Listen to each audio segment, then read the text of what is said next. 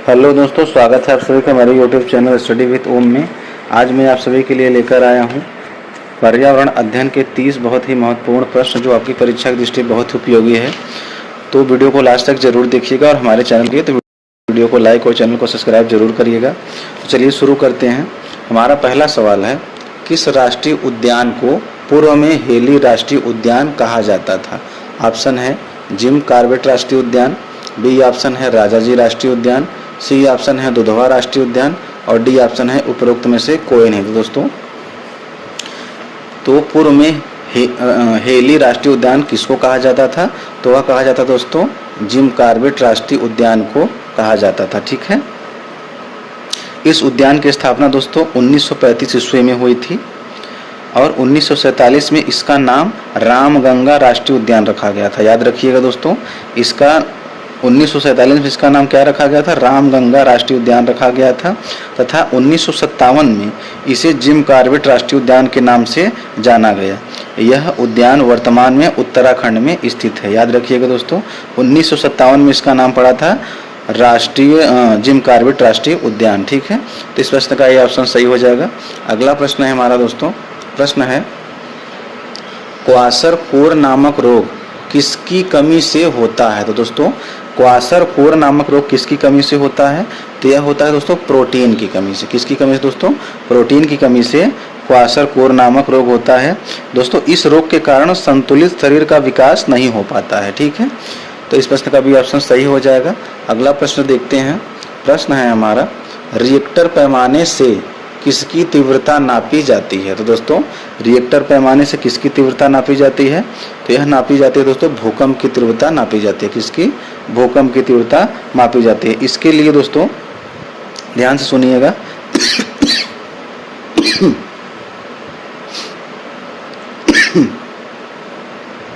इसके लिए सिस्मोग्राफ यंत्र का प्रयोग किया जाता है।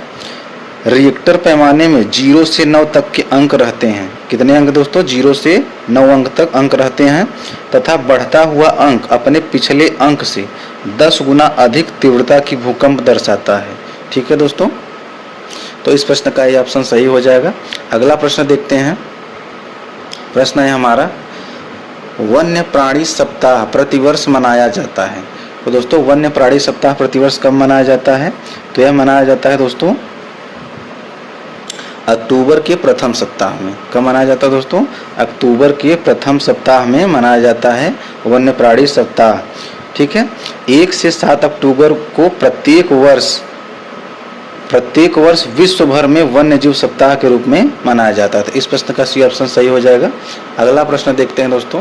प्रश्न है हमारा, प्रकाश संश्लेषण की क्रिया में हरे पौधे द्वारा बाहर निकलने वाली गैस है।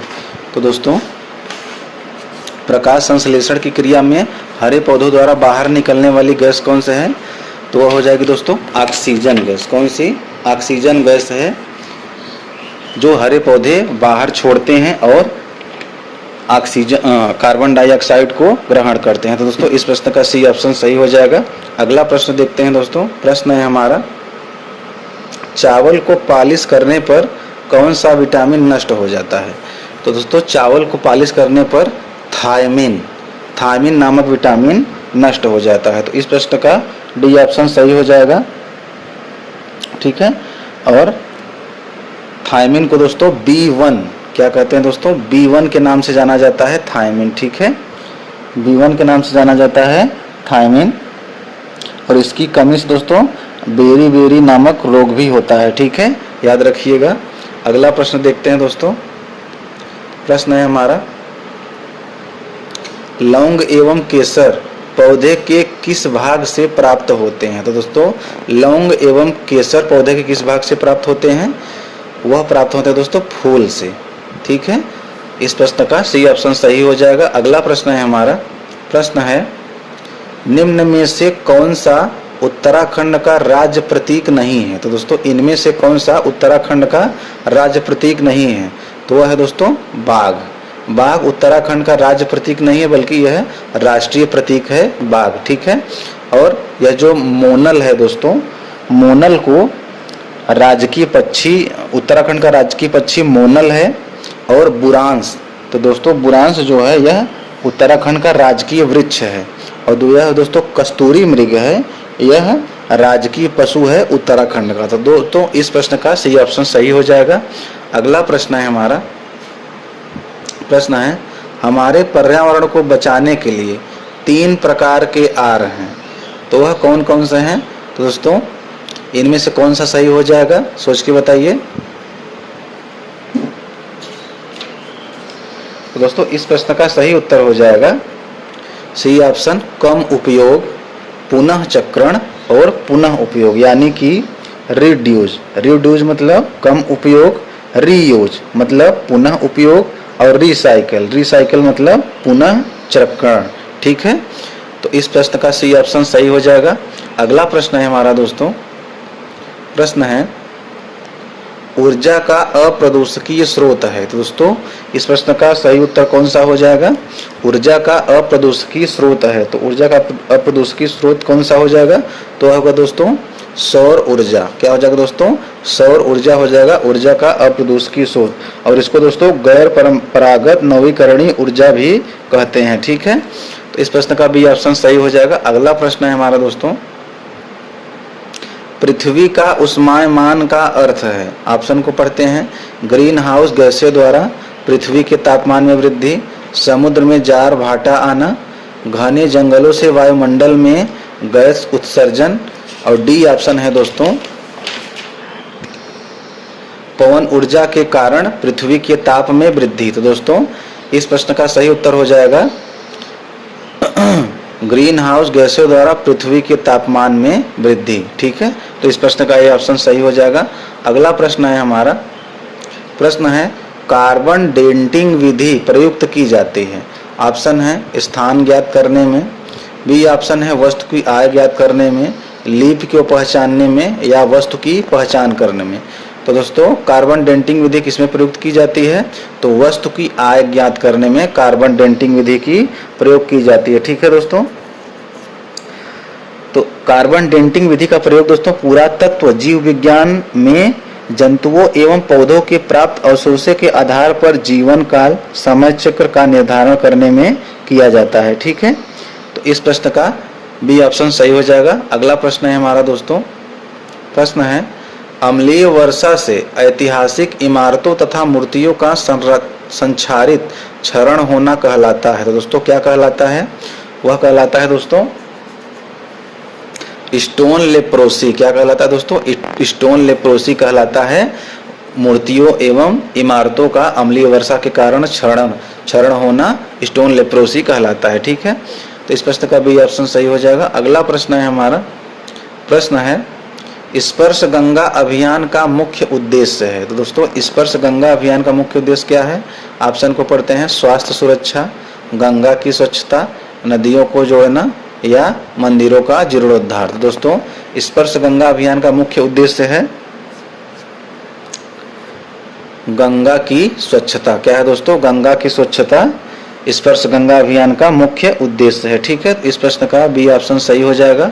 अगला प्रश्न है हमारा दोस्तों, प्रश्न है मिनीमाटा रोग प्रदूषण जनित रोग है जो परिणाम है।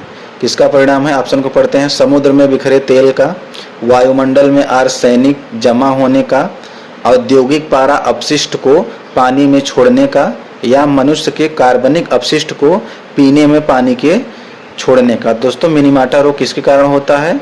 औद्योगिक पारा अपशिष्ट को पानी में छोड़ने का। ठीक है, तो इस प्रश्न का सी ऑप्शन सही हो जाएगा। अगला प्रश्न है हमारा दोस्तों, प्रश्न है अंतरराष्ट्रीय स्तर पर वन्य जीवों की सुरक्षा हेतु संस्था है। तो दोस्तों अंतरराष्ट्रीय स्तर पर वन्य जीवों की सुरक्षा संस्था कौन सी है? IUCN। ठीक है, international union for conservation for nature. ठीक है, तो इस प्रश्न का ये ऑप्शन सही हो जाएगा। अगला प्रश्न है हमारा दोस्तों,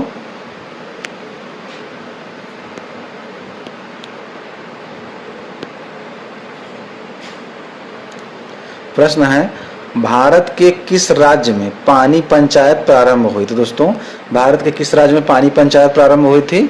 तो वह राज्य है दोस्तों महाराष्ट्र। महाराष्ट्र में पानी पंचायत प्रारंभ हुई थी। ठीक है, वर्ष 1972 में पानी पंचायत की शुरुआत हुई थी। ठीक है, अगला प्रश्न देखते हैं दोस्तों।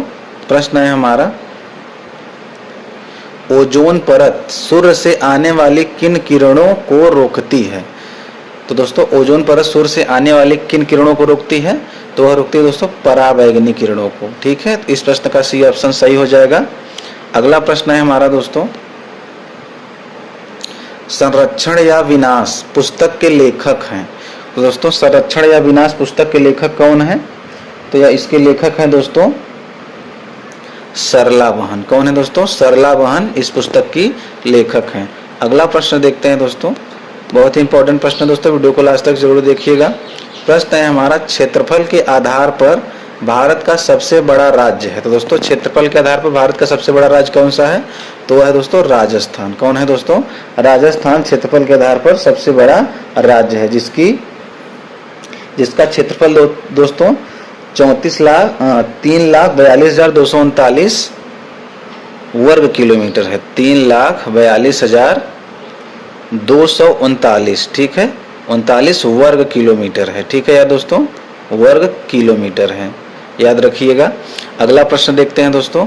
प्रश्न है हमारा, 11 जुलाई को मनाया जाता है। दोस्तों 11 जुलाई को क्या मनाया जाता है? ऑप्शन है विश्व स्वास्थ्य दिवस, विश्व जनसंख्या दिवस, अंतर्राष्ट्रीय महिला दिवस या विश्व जल दिवस। तो दोस्तों 11 जुलाई को क्या मनाया जाता है? तो मनाया जाता है दोस्तों विश्व जनसंख्या दिवस मनाया जाता है 11 जुलाई को। बहुत ही इंपॉर्टेंट प्रश्न है। अगला प्रश्न है हमारा दोस्तों, प्रश्न है, सन 1992 में पर्यावरण सुरक्षा से संबंधित प्रथम पृथ्वी सम्मेलन किस शहर में हुआ? तो दोस्तों यह किस शहर में हुआ था? तो यह हुआ था दोस्तों रियो डी जेनेरियो में। कहाँ हुआ था दोस्तों? रियो डी जेनेरियो में हुआ था। ठीक है, तो इस प्रश्न का बी ऑप्शन सही हो जाएगा। अगला प्रश्न देखते हैं दोस्तों। प्रश्न है हमारा, भूमिगत जल स्तर को उसके प्राकृतिक स्तर पर पुनः लाने के लिए निम्न में से कौन सा उपाय सर्वथा उचित है? ऑप्शन है पारंपरिक फसलों को उगाया जाना, धान और गन्ने के उगाने का क्षेत्रफल बढ़ाया जाना, पाताल तोड़ कुओं का अधिक निर्माण किया जाना या औद्योगिकरण को बढ़ावा दिया जाना। तो दोस्तों इस प्रश्न का सही उत्तर क्या हो जाएगा?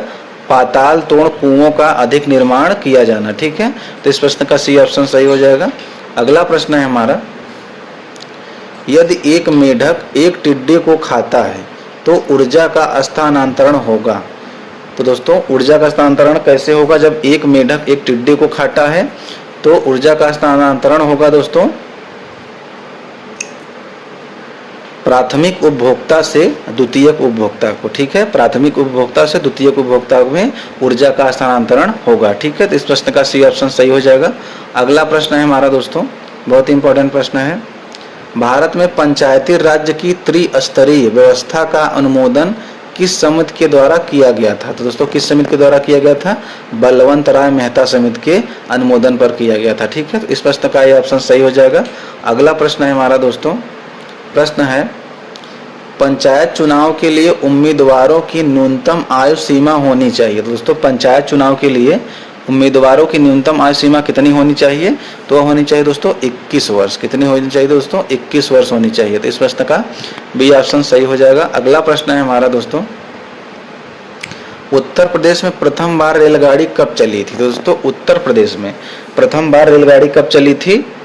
तो वह चली थी दोस्तों 1859 ईस्वी में। कब चली दोस्तों? 1859 ईस्वी में चली थी। और कहां से कहां तक चली थी? यह इलाहाबाद से कानपुर तक चली थी। याद रखिएगा दोस्तों, बहुत इंपॉर्टेंट प्रश्न है, इलाहाबाद से कानपुर तक चली थी। अगला प्रश्न देखते हैं दोस्तों। प्रश्न है हमारा, सबसे बड़े और सबसे गहरे महासागर का नाम क्या है? तो दोस्तों सबसे बड़े और सबसे गहरे महासागर का नाम प्रशांत महासागर है। कौन सा महासागर दोस्तों? प्रशांत महासागर है सबसे गहरा और सबसे बड़ा महासागर। ठीक है, अगला प्रश्न देखते हैं दोस्तों, बहुत इंपॉर्टेंट प्रश्न आने वाला है। प्रश्न है हमारा, नंदा देवी चोटी किस राज्य में स्थित है? तो दोस्तों नंदा देवी चोटी किस राज्य में स्थित है? तो यह स्थित है दोस्तों उत्तराखंड में स्थित है। कहाँ स्थित है दोस्तों? उत्तराखंड में स्थित है नंदा देवी चोटी। ठीक है, यह भारत की दूसरी एवं विश्व की 23वीं सर्वोच्च पर्वत चोटी है। याद रखिएगा दोस्तों, भारत की सर्वोच्च पर्वत चोटी कंचनजंगा है। कौन है दोस्तों? कंचनजंगा भारत की सर्वश्रेष्ठ पर्वत चोटी है। नंदा देवी पर्वत शिखर हिमालय पर्वत श्रृंखला में भारत के उत्तराखंड राज्य में स्थित है। ठीक है, इस प्रश्न का भी ऑप्शन सही हो जाएगा। अगला प्रश्न हमारा लास्ट प्रश्न है दोस्तों। प्रश्न है भाखड़ा नांगल परियोजना कौन सी नदी पर है? दोस्तों भाखड़ा नांगल परियोजना किस नदी पर है? यह सतलुज नदी पर है। किस पर दोस्तों? सतलुज नदी पर भाखड़ा नांगल परियोजना है। ठीक है, यह एक बहुउद्देशीय परियोजना है। यह राजस्थान, पंजाब और हरियाणा की संयुक्त परियोजना है। याद रखिएगा दोस्तों, यह राजस्थान, पंजाब और हरियाणा की संयुक्त परियोजना है। इस परियोजना की आधारशिला 17 नवंबर 1955 को तत्कालीन प्रधानमंत्री श्री जवाहरलाल नेहरू ने रखी थी। ठीक है, तो इस प्रश्न का भी ऑप्शन सही हो जाएगा। दोस्तों इसी के साथ हमारे 30 प्रश्न समाप्त होते हैं। अगर ये सभी प्रश्न आपको अच्छे लगे हों तो वीडियो को लाइक और चैनल को सब्सक्राइब जरूर करिएगा। आपका दिन शुभ हो।